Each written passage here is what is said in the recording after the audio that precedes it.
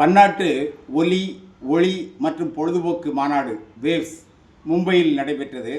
நரேந்திரர் தலைமை விருந்தினராக பங்கேற்றார். அமிதாப் பச்சன், ரஜினிகாந்த், கமல் மற்றும் இந்திய திரையுலகின் அத்தனை முக்கிய தலைவர் நடிகர்களும் கலந்து கொண்டார்கள். அதில் சில தரவுகள் வெளியிட்டிருக்கிறார்கள். இந்தியாவில் இதுவரை 69,113 படங்களுக்கு தணிக்கை சான்று வழங்கப்பட்டிருக்கிறது. இது ஒரு நூற்றாண்டு கால இந்திய வரலாற்றில் வெளியான படங்களின் எண்ணிக்கை. இதில் தமிழில் கிட்டத்தட்ட 10,000 படங்கள் இருக்கலாம். அதே போல் இந்தியாவில் இப்பொழுது 591 அரசு வானொலிகள் உள்ளன. அது இந்தியாவின் 98 விழுக்காடு மக்களை சென்று சேர்கிறது. 2001 கிட்டத்தட்ட ஒரு 130 தனியார் தொலைக்காட்சிகள் இருந்தன. இப்பொழுது 908 தனியார் தொலைக்காட்சிகள் உள்ளன.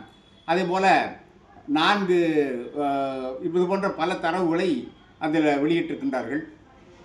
இந்த படங்கள் வெளியிட்டதில் இப்போ எம்ஜிஆர் நடித்த படங்களில் 133 படங்கள் நடித்திருக்கின்றார். ஆனால் 90-95 படங்கள் தான் இருக்கின்றன. அந்த காலத்தில் ஃபிலிம் சுருள்கள் புனேயில் உள்ள திரைப்பட காப்பகத்திற்கு அனுப்ப வேண்டும். அங்கே சரியாக பராமரிக்காததால் பழைய ஃபிலிம் சுருள்கள் ஒன்றோடு ஒட்டி கொண்டு நிறைய படங்கள் அழிந்து போய்விட்டன. இப்பொழுது இந்த அச்சு ஊடகங்கள் இந்தியாவில் இப்பொழுது 1.5 லட்சம் இருக்கிறது. 1957 5,000 தான் இருந்தது. ஆனால் உரிமம் தான் வழங்கி இருக்கின்றார்களே, அத்தனை பேரும் இருக்கிறார்கள் என்று சொல்ல முடியாது. கொரோனாவில் நிறைய அச்சு ஊடகங்கள் மூடப்பட்டு விட்டன.